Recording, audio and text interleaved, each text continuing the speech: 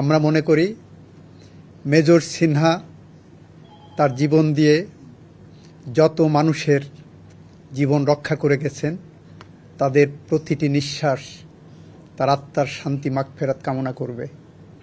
আমরা মনে করি মেজর সিনহার যারা সতীর্থ সহকর্মী, বিশেষ করে সেনাবাহিনীর যে সমস্ত কর্মকর্তারা মেজর সিনহার বিচারের জন্য তাদের কণ্ঠ উচ্চারিত করেছিলেন, তারা আজকে একটু শান্তি পাবেন।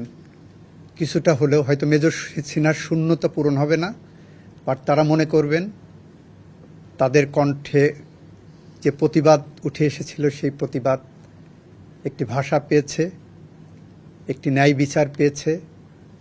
মেজর সিনহার আত্মার শান্তির জন্য তাদের এটার থেকে বড় কোনো ইবাদত হতে পারে না।